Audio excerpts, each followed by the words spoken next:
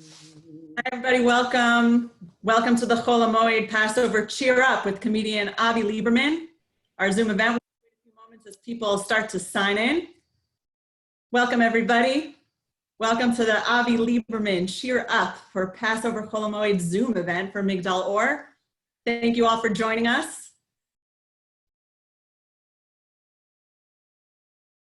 Nice to see the numbers add up as I see people enter. So we're just going to wait a little longer to give everybody the option to actually sign in with technology these days. We're all getting more used to it. Welcome to Cheer Up with Avi Liberman, the Passover Chol HaMoed event for Migdal Ohr. We're excited to have you all here today. Just be patient. In a few moments, we'll begin. Welcome to you all.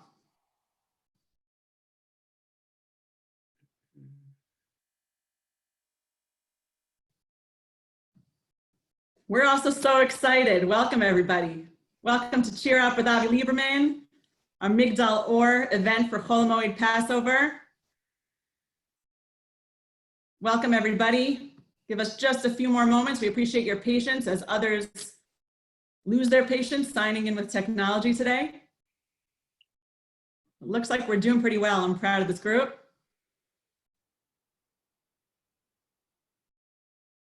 All right, give it one more moment. We'll welcome you all.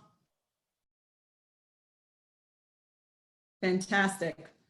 Welcome, everybody, to the Migdal Ohr Cheer Up with comedian Avi Liberman today. It's our Zoom event for Pesach. Welcome all. My name is Atara Solo, and I am the Executive Director of American Friends of Migdal Ohr. And I wanted to welcome you all to this Chol HaMoed Zoom event, Cheer Up with comedian Avi Liberman. We're so excited to be here this afternoon with all of you. Welcome and happy Passover. Some general housekeeping so that you can really enjoy this presentation the best way possible. Just so you're all aware, you are all on mute, and that's not because we don't love you. It is because we just want to give you the best viewing experience possible. This is really challenging us all, so we're trying to work with what we got. So welcome again. Chol HaMoed Passover Cheer Up with comedian Avi Liberman. Just some general housekeeping. If you go to, you should be seeing just Avi and I on the screen. Everybody's device is slightly different, but I know that there are some that you could toggle with if you hover over any screen that you see that's not video, which should only be Avi or myself. You could just hover over the three dots and select view only video participants. That should help out for those of you who do have that device. Again, you're all muted. Please feel free to ask questions. I will be kind of seeing that as I talk with Avi and start our comedy show tonight or this evening. You can send stuff in the chat on the side. We'll be reviewing that. Unfortunately, we can't hear your voices. So welcome, everybody. And before introducing our guest of the afternoon and start, I'd really like to just briefly tell you all, those who don't know about Migdal Ohr, tell you a little bit about this incredible organization. The organization Migdal Ohr stands for Tower of Light. That's what it means in Hebrew. And our organization throughout the year serves as a beacon of hope to thousands of orphan and neglected children. The children of Migdal Ohr, who are orphans, abused, and neglected youth, are especially affected today due to the coronavirus. And our staff and our volunteers are working tirelessly around the clock to provide both the education, the necessary relief of essentials to all of the children in our care, which are tens and thousands of families that have been affected by this. And those numbers, unfortunately, as we're experiencing that today, are still growing. And we continue to provide a loving home, outstanding education to over 10,000 of these students. So throughout the year, our organization is founded actually by an Israel Prize laureate named Rabbi Yitzchak David Grossman, who helps each child find his or her unique talent and gives them what they need to be empowered and succeed in life, contributing as engaged citizens to the country of Israel and having a positive impact. During this unprecedented time and global crisis, Migdal Ohr has expanded its reach, and we're taking care of children and families across the country. And at the moment, we've actually partnered with the IDF and continue to provide over 25,000 families across Israel with food packages filled with roast, chicken, vegetables, anything you can think of, the essentials at home. And we're continuing to provide those daily. This morning, I just got more updates of people receiving their packages, and we will continue to do that throughout this crisis. As the number increases, we step up our efforts, so much so that we're getting calls. The rabbi who founded it, Rabbi Grossman, is getting calls daily from members of Knesset, thanking him and saying how essential this is to the success of the country to get through this crisis together. To learn more, you can see in our chat, we'll put a little, you can visit www.migdalorusa.org, and you can really learn a lot more. I won't waste your time here. We really want to talk about more fun things and exciting and the optimism things that we have to discuss today with Avi. I will just show you before we start and before I really introduce patient Avi, who's sitting right here, I will just show you a brief video just to show some of these efforts, and then we'll begin. So welcome everybody. Hold on one moment. All right.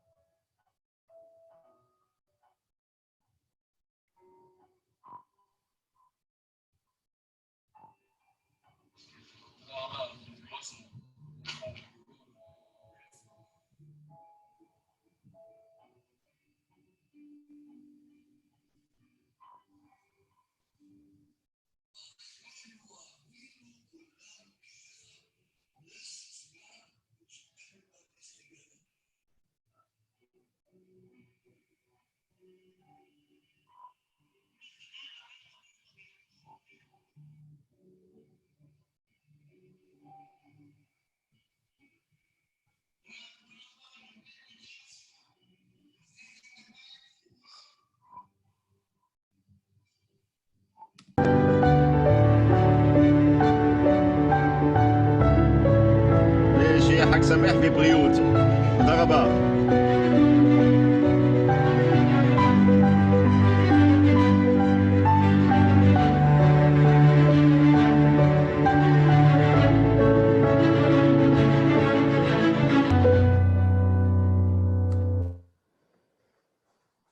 Thank you. I know there were some sound issues possibly, so I hope you were able to hear, but it's primarily in the visuals there, and you can really just see how people are so grateful, and really there's the opportunity to really thrive in times of crisis when you're doing good. And you can make a huge difference.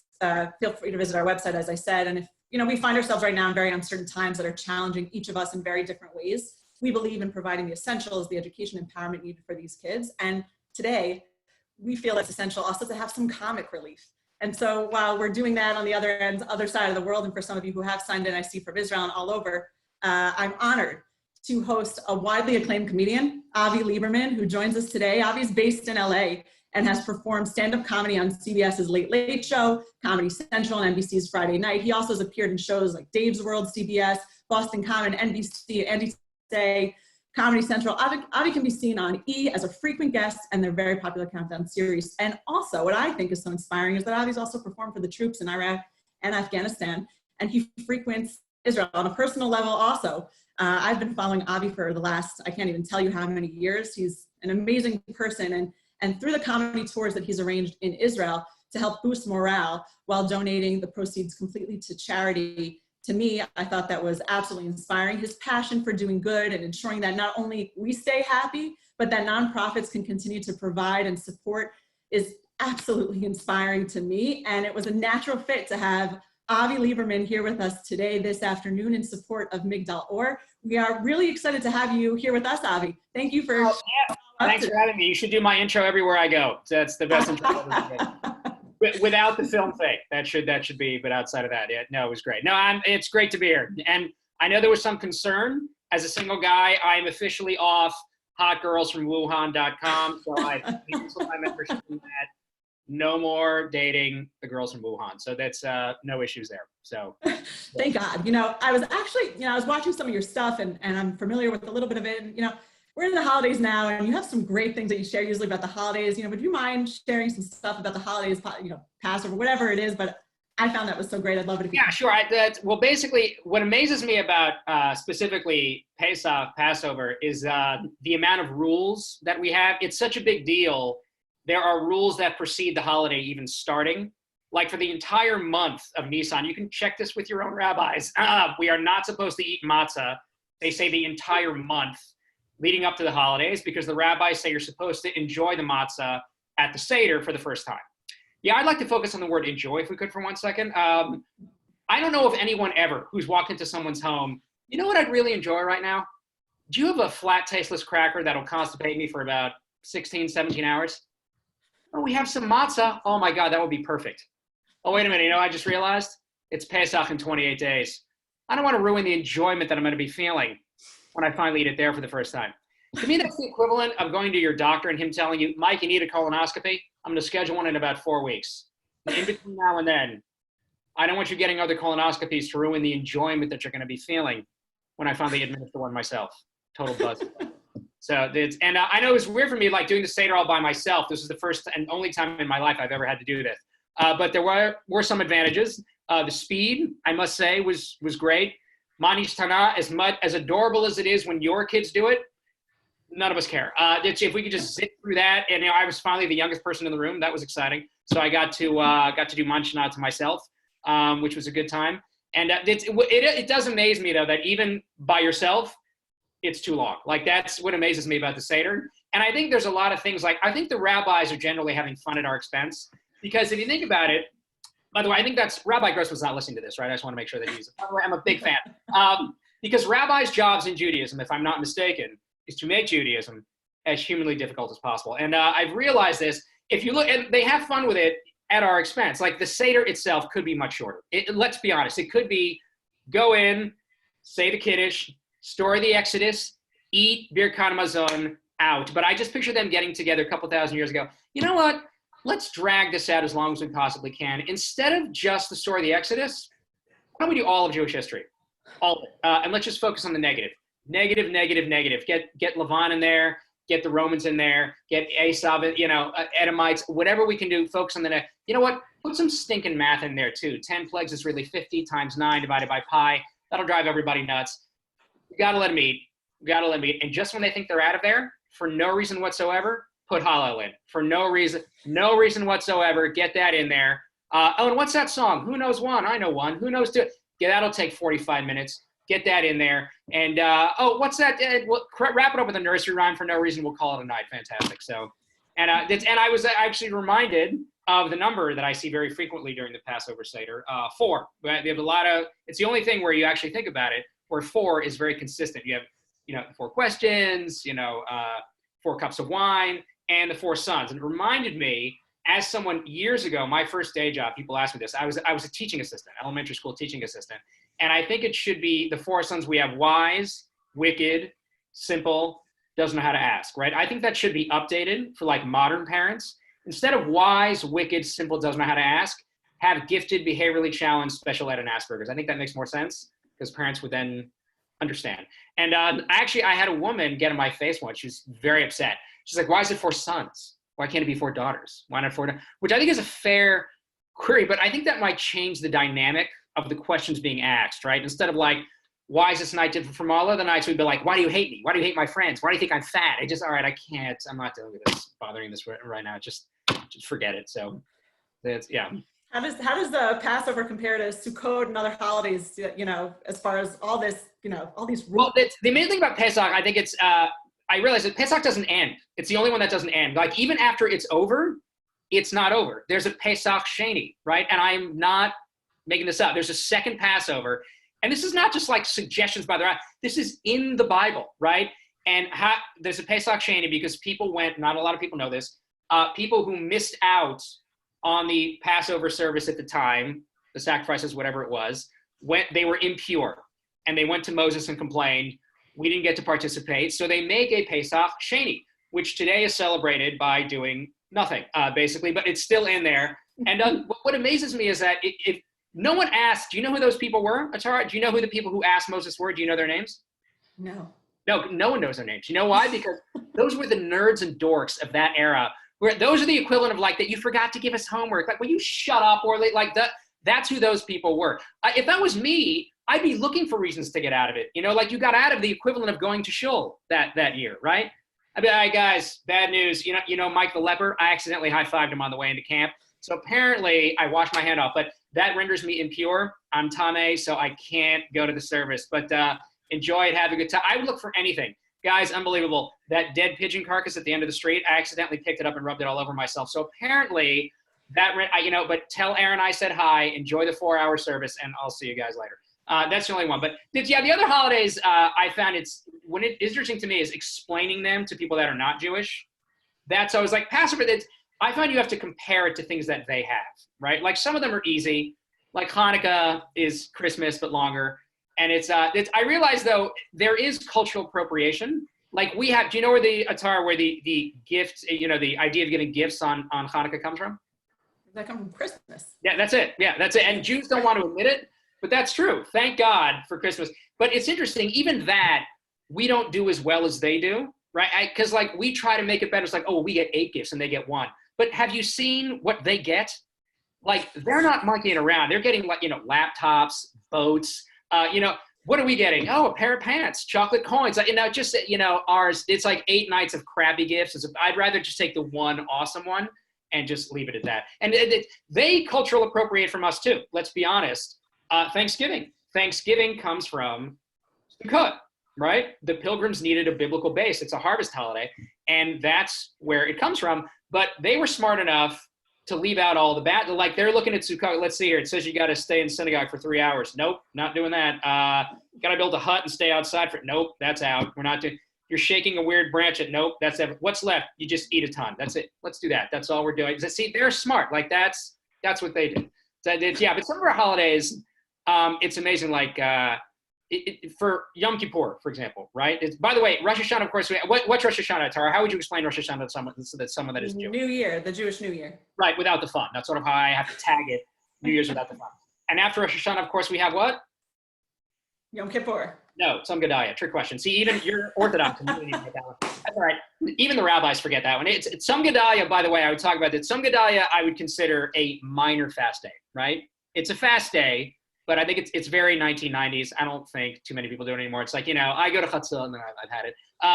But it's, I realized this, we have major fast days and minor fast days. I would consider Tzom Gedalia a minor one. And I've realized it's minor because every minor fast day in at least the modern Orthodox community starts exactly the same way.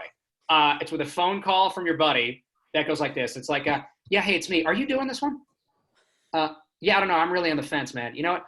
Call Mike, see if he's doing it.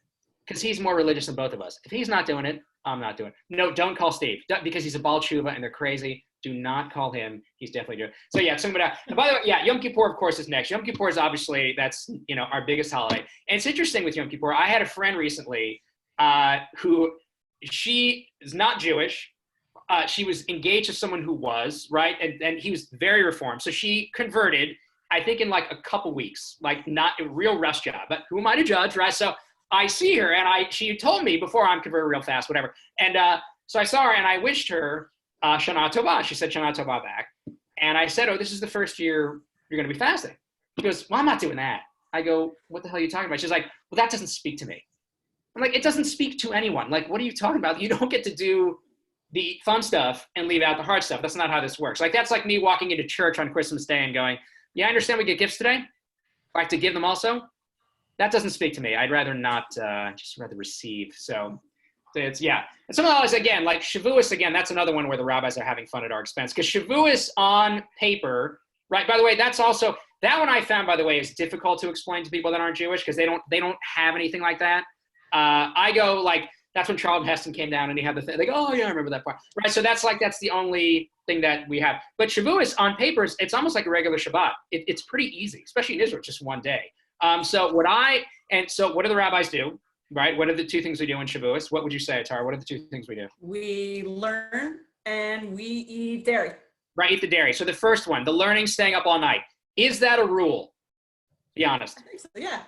No, it's not. It's a suggestion, right? Because the rabbis got together. You just see it a couple times years ago. Let's see, we have this holiday Shavuos. Way too easy. How can we screw this up? I know. What if we make them stay up till midnight and learn? Why don't we do the whole night? Because that'll ruin everybody's body clock. Everybody will be in a bad mood the next day. I like it. Put it on paper. Spread it around if they're not religious. They don't do it. Fantastic. So it works out. Yeah. But and by process of elimination, though, I must say, and I brought it up before, the only holiday we have that is impossible to explain to people that aren't Jewish is Sukkot. Don't even bother. My friend Russell, right, who's not Jewish, and he asked me, even the way he pronounces it, what's that holiday you have? Suck it, Sukkot, Russell. That's not how you say it. It's like that other one, shove it, Shavuot. Start trying to pronounce our holidays. whatever. I figure I'll give it a shot. But I realized, like, as I'm explaining it to him, I sound like a mental patient, right? He's like, well, I'm like, okay, well, you build a hut, right? And you're supposed to live in the hut, but nobody really lives in the hut, right? And then you take a palm, a myrtle, and a willow, and a really expensive kind of lemon, and then you shake it all over the place. Like, all right, are you on medication or something? Just like, how much is this lemon that isn't really a lemon? Well, some people pay a couple $100, right? But I'm really smart. I only pay like $100. What do you do with it when you're done? Normally we just, we throw it out. Or we make jam with it. Is the jam good? No, it sucks. It's awful every time. So so that's that. Well, you actually cater towards a lot of, religious, I know that you perform in front of, some, at least in Israel, and I'm sure here as well, some of the religious audiences. And, what's that like? Do you ever get warned, like, don't do this? Oh, yes. Yeah. Actually, I got to give you credit because I do, as you mentioned, and I'm sure Migdal Ohr has a big frum community watching involved. But yeah, I always get what I like to call the phone call. And to your credit, you did not give me the phone call. And it's always the same. It's always the rabbi calling me, hi, Avi, this is the rabbi. It's going to be a religious audience watching this. So if you could avoid, anything inappropriate, subjects about drugs or stuff like that. And I'm like, yeah, I don't really talk about that. Oh, okay, good. Also, if you could avoid talking about chairs, women often sit in chairs, that part of the body, I don't know if it's appropriate. I'd be like, all right, no chair talk, rabbi. Also, if you could avoid talking about paper or paper products, pornography, sometimes printed on paper, that might lead to mixed dancing. I don't want that to be like, all right. Finally, like, I'll have to interrupt. I'll be like, Rabbi, what do you want me to talk about? You can do 20 minutes about tefillin. I think everybody would really enjoy that. I'm just like, yeah, I'll see what I can do. But I mean, I get it. Because I understand the sensibility issue because I went to Orthodox day school myself. And it's in Houston, Texas. And it's weird. I have to be honest. It's very weird for me because living in LA, I'm in this incredibly Jewish neighborhood. There are 50 Jewish day schools here. And it's like they have their own world. And they try to, make it seem like it's normal. Because like in Houston, we tried. We had extracurricular activities. We had a basketball team. And we would try, it's weird because in LA, there's a yeshiva day school basketball league. They have their own league, which I personally don't think is morally or ethically correct because it instills these kids with a false sense of athletic ability.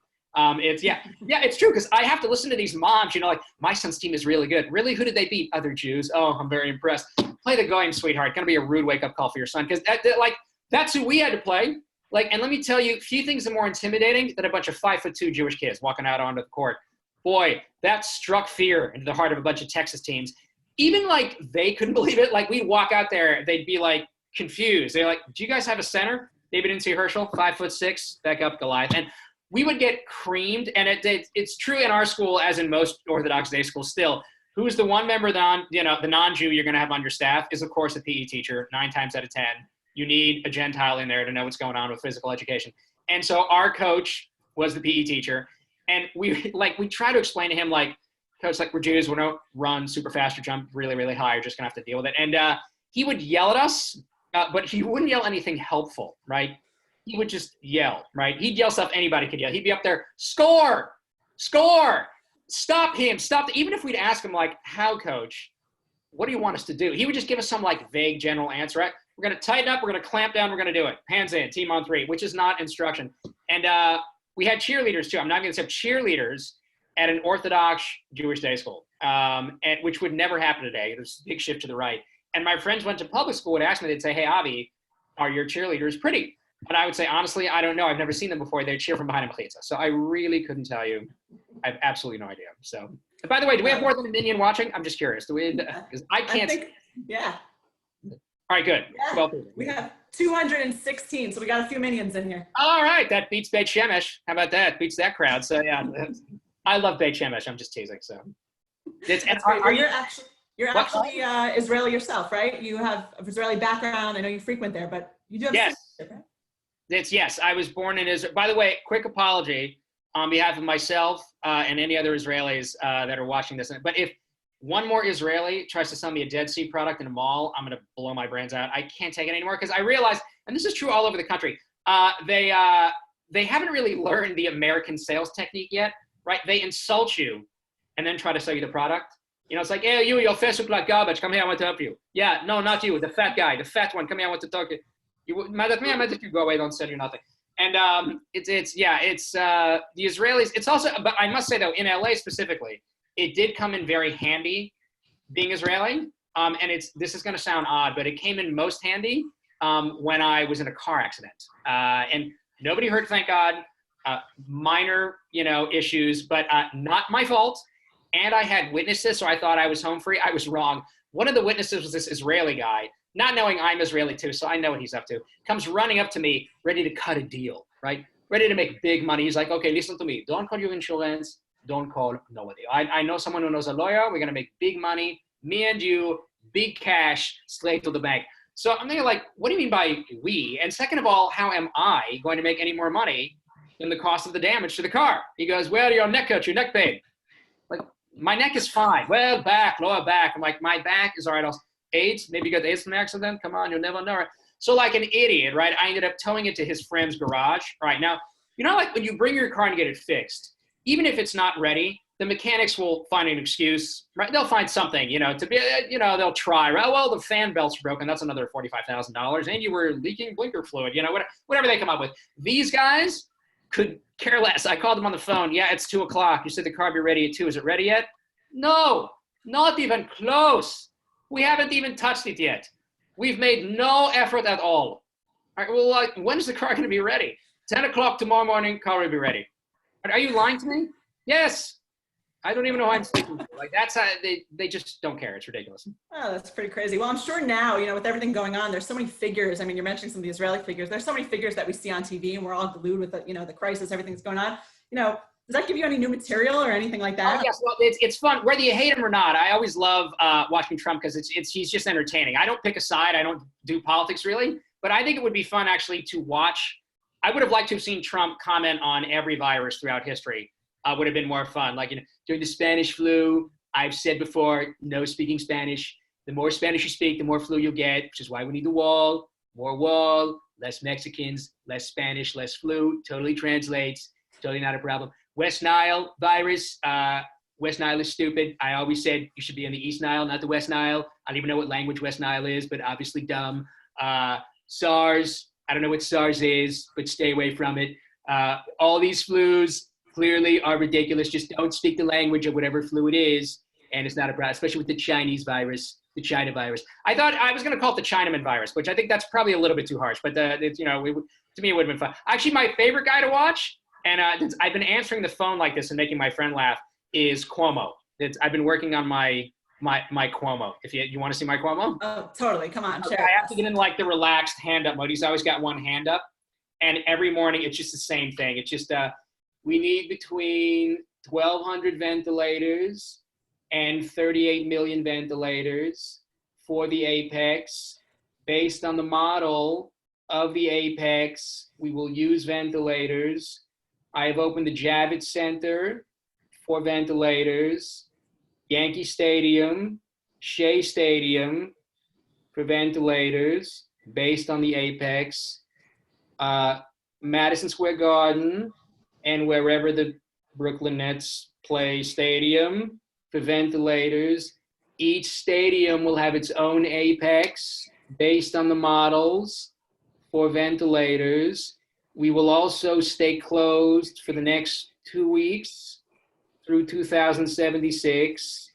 That way I can come on television every morning. And I will now take questions about ventilators, Apexes, and models that change every 14 seconds. And I stopped watching. It's just, that's what it is every morning. Ventilators, Apexes, and models. So he's a fun guy. That's great. Very relaxed. And that's my new Cuomo stuff. And also, it's obviously this pandemic, it gives you more. First of all, I want to say I was ahead of, people keep talking about curbs. I was way ahead of the curve. For years, I've been saying stay away from the elderly. That was me. I've been saying this for years. Don't go near them. You don't need to talk to them. That was me. So that's my thing. So, and also it's interesting to me when I listen to people about they're going to stay motivated, and it's like the bar is pretty low for a lot of my friends. Like, I took a shower today. Like, oh, good for you. You're such a go-getter. You should be doing that anyway, Mike. Like, that doesn't count as really conquering your inside. That's no good. And it's also it's interesting to me, like who has an advantage during this crisis? Because I found this trainers, because everybody, if you exercise, I try to exercise regularly, and now gyms are closed. So I'm going online, and you watch all these trainers going like, they have all these weird, like, go into your freezer and take out, a pack of frozen vegetables and do curls with this, and then take out some bread. I'm like, oh, it's Pesach. I can't even do this. Like, I can't open my freezer. So it's just, you're sort of stuck. It's horrendous. So. And does that also, like, is that awkward? I mean, this whole technology thing, I'm thinking, and we're having this conversation here, and there are lots of people listening in. Is that all awkward? I mean, this whole technology, you're used to interacting with real people. I mean, I'm sitting here, but I'm behind a screen. Oh, yeah. Well, thank God you're smiling, because I don't know whether I'm bombing or not. So there's some advantages to it. I don't know whether I'm doing well or not.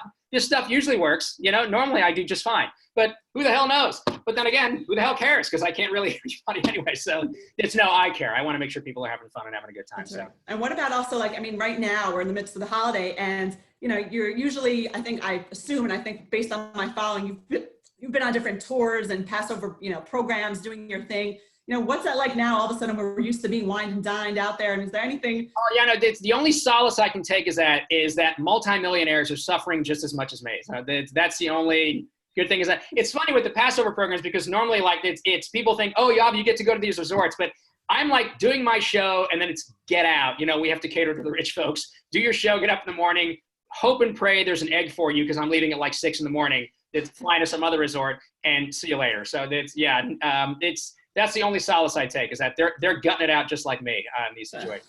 That's true.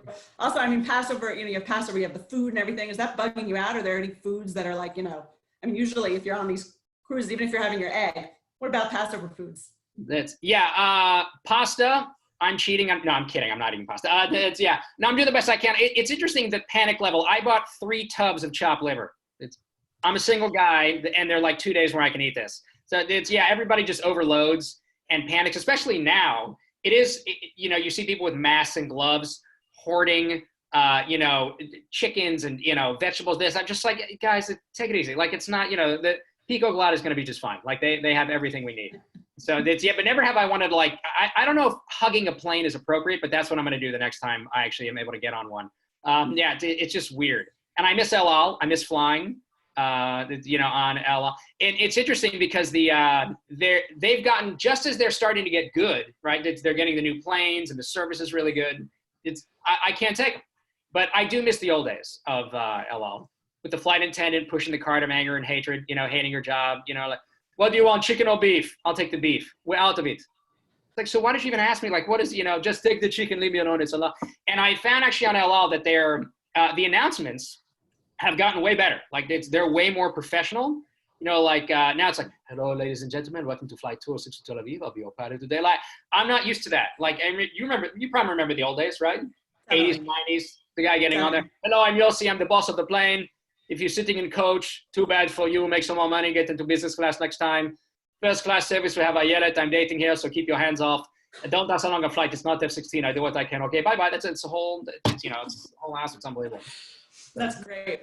Well, Avi, I mean, I know our time is getting short, and I want to be able to possibly do what we're. I mean, this has been really excellent. Just hearing a little bit more and really lightened our mood over this holiday, given everything. And I learned a lot actually by being at your shows in Israel. We did a little something at the end, which I was wondering if you'd be open to doing now. If I opened it up just to feel that human interaction. Yeah, sure. Q&As, yeah. Yeah, absolutely. Okay, great. So I'll just invite the audience. I mean, I don't know if we'll manage to get to everything, but if any of you have any, questions, things you'd like to hear from Avi, I mean, those of you who tuned in, I see we actually have one, and feel free to keep them coming. Avi, I can't see him, so. Yeah, so they asked, did you crash into the car or he crashed into you? Oh, I crashed into the car, but it was an illegal left-hand turn. And here's the funny thing. It was clearly it's clearly not my fault. But they tried to oh, no, you didn't. And then I had a witness going, no, it's your guys' fault. So thank God that guy was there. There was one English speaker, quote unquote, who was there and just went, no, come on. But it ruined my car. I was excited because I had it was a Honda Prelude. It was like the first car I ever owned that worked. I was all excited. And I had it for about 14 minutes before I crashed and then it was over. So. Yeah, and not my fault. Yeah, so yeah, that's, I mean, I'm glad that no one was hurt also, so that's always good. Yeah. There's another question here. Do your Israelis making fun of those, your Israeli making fun of the keeping 2 days of Chag joke? There was a request, you have a joke like that about 2-day Chag, Israelis making. Oh yeah, then I used to do a thing about I would try to get to, if I wasn't working at these Passover resorts and I'd be in Israel, I try to go to Israel. It's usually I'm there over Sukkot. Now we're doing shows with the Kobe Mendel Foundation. We started doing it over Chol Hamoed Sukkot. But yeah, I hated keeping 2 days so much. Years ago, I was flown in by another organization to do a show, and I was so amazed by the 1 day thing. I'm like, I am never going through 2 days, if humanly possible, again. So I've been to Israel every year over Sukkot. Even Shavuos, I was looking forward to staying through, because our Comedy for Kobe tour is supposed to be May 20 through 26. That's just going to be, we're not canceling it, just to let you guys know. We're just going to postpone it. We're looking at, I actually have a phone call late tonight about that to try to figure out, again, it's a fluid situation about when Israel opens its borders and stuff. But so we're just going to like push it to the summer. So we're going to figure that out. But yeah, I used to do a thing about keeping 2 days. I know, because some people keep 2 days in Israel, right? But I would say I learned what the official rule is, right? Because it's questionable. Like, what do you do? So I learned outside of Israel, you got to keep 2 days. In Israel, 1 day. In Jerusalem, 45 minutes. Like that's enough. Even the first day, because you're in the spot, and that's enough. I'd also do a thing. It's like my friends in Israel, when I used to be here for 2 days, they would call and leave a Chag Sameach thing, but it was always on the second day, and they were doing it just to, just be honest with your message. Be like, hey, it's me. I know you're keeping 2 daes, and that goes right into Shabbos. God, that must be awful. I'd put a bullet in my head. But anyway, Chag Sameach, bye. Click. It's, just don't rub it in. It's bad enough as it is. I don't need to hear that. So. And by the way, also, I never understood with keeping the 2 days. It's I don't understand the people who keep 2 days when they go to Israel. Like if you're in Israel, that's it. Keep 1 day. That's the equivalent of like if you're in New York and you go to Miami Beach and you're still wearing a big, heavy, thick coat and a wool cap and gloves on, and it's 80 degrees. And you're like, what are you doing? Well, I'm from New York. Yeah, but you're at the beach. Like, relax. Take off the coat and take it easy. So it just doesn't. So do you have any, there's a question here, and it has to do with the pandemic, and you spoke about that a little bit. Anything about toilet paper? Anything to, any comments about that? The toilet paper stories? Anything going on in LA over there? Yeah, you can't get it. Oddly enough, the only place that has it, the kosher markets. Leave it to the Jews to like, we got it. Don't sweat it. They have like at the kosher market. Ralph's has nothing. Pico Glot, packed to the gill. It's no problem there. So but you can learn. Well, there's a clean show, right? Yeah. Nah, I got to leave out the next joke. But that can utilize to get going with the toilet paper. We'll have a VIP showing later. Yes, yeah. I got to keep it clean. So, another question we have here is, as a single guy, has the pandemic changed how you search for a wife? Yes, negatively. Let's put it that way. Not having. Oddly enough, it's interesting. I think I've never had more contacts on, like Hinge or whatever, such dating apps and all that stuff. Never more have people contacted me because they're like, well, if the guy's a psycho, I can't see him anyway. Like, who cares? It's a month, so we're not gonna be able to see each other. So what's the difference? It's almost worse because it's like they're taunting you, so it's just, but it's pretty much, it's just as bad. Yeah, it's horrendous. Totally. Man, I would get married yesterday because this is being alone. Everyone's like, oh, it's terrible. I'm with my wife and kids. Yeah, at least you have someone to yell at. We just look like psychos, when we get upset. So I'm just like, who's Avi screaming at? You're like himself. You seem like a Looney Tune. So. Well, we will always be here for you on Zoom if that's necessary. Oh, well, thank you. Yes. How are you dealing with the lack of marzipan cinnamon rugelach? That's the worst. That's the worst. Yeah, which is one of my strongest. Yeah, it's horrendous because I counted down. I usually will literally, I will count down. I go, okay, I have 3 pieces for next week and 4 for next. And then I go to Israel and I can restock. I have 1 Shabbat left. That's 4 pieces. And then I'm screwed. I'd be going to Israel shortly right after this and I'd be in great shape. But not this time. But marzipan, for those of you who don't know, I'm sure many of the people watching do, is a bakery. I got to throw in one more joke before this, but people ask me like, where's my favorite place to go in Israel a lot? And the Frum Jews always want me to say the Kotel, right? It's like you have to say that. And I love going to the Kotel. And a friend of mine actually recently, you brought up me being single. My friend told me recently that if you go to the Kotel and pray there 40 days in a row, I'm sure you've heard this, you will find your B'sher. So that if you daven it 40 days in a row, And I, of course, made fun of him. I said, that's ridiculous, right? But to this guy's credit, he went 40 days in a row, and shortly thereafter, he divorced his wife and family's Bashert. So it can happen, sometimes if you really believe. No, but people ask me that. I would say my favorite place to go, probably Marzipan Bakery, to pick up my Rugelhof. And they're not dumb, right? They know the Americans love it. So, they have those air-sealed boxes. I have it in my fridge as we speak, that they will pack for you, right? So 2 times ago, the last time I went, just my luck, the guy was out of the air-sealed boxes, but he goes, don't worry about that. I put it in a cardboard box and I push it and close it and shove it. It's the same. I'm like, no, it's not, right? He goes, look, I take it and push it and close it. It's the same. I'm like, it's not. And then he goes, look, I've been doing this for 15 years, okay? I know what I'm talking about. So apparently, if you're Israeli and have been doing something for a long time, you can defy the laws of physics, which is amazing. So, but whatever. So obviously, I bought it anyway. And as I'm leaving, Agrippa Street, right? There's always, that's right where it is. So there's always traffic jams there. The day I'm there, no different. And there's this Israeli guy stuck in traffic, window rolled down, radio blaring with the song Billie Jean from Michael Jackson, right? And he's singing along. But like most Israelis, he has the words totally wrong, right? And he doesn't care. He's just like, Billie Jean, she the one, the girl, and he look at, he's the son, but the kid, he the number one. So I couldn't take it after like 15 seconds. So I lean in his car and I go, listen, buddy, you've got the words totally wrong, right? He goes, look, I've been singing these songs for 15 years, okay? And I'm just like, all right, I'm not even bothering with it. So. They're experts. There's another question. I think we'll try to wrap it up, maybe 1 or 2 more here. I see there's a few more. We'll let you go. And, I know you have other things on schedule. So are people being good about social distancing in LA? If everyone kind of stays in their own cars, that should be pretty easy. No, well, the beauty of LA, if you're not an 8 or higher looks-wise, they're going to stay away from you anyway. So it's really not a problem. That's always been the case. So it's, people are being good about it. You don't see a lot of people out. I'd see even when I went walking, like in my neighborhood on Shabbat and Chag out of boredom, people are out, but everyone's like staying away from each other. So unless you're at the supermarket, then the people are grabbing and throwing them on the ground and grabbing toilet paper. That's kind of the silly thing. It's like everyone's congregating in the one spot. People are being pretty good about it. It's empty here. It's like dead. So they're being just as good here as as any place else. So yeah. And what do you have to say about school being closed and no education? That was one. As somebody who doesn't have kids, hey, it's fine with me. No, I think obviously that's the hard. Look, I used to work in education. That was my day job. I was a teaching assistant. So I know how hard it is when they're at school being a parent. So I can only imagine. So hats off to the parents and everybody dealing with the homeschooling. And it's tough. It's hard. Yeah. So, yeah, definitely. Yeah. Well, I have to say, I really just want to thank you, Avi, for joining us today. You have thanks for having me. A lot of offers for sisters and friends that want to marry you. So you should just know that that's going on over here. I've had it. Yeah.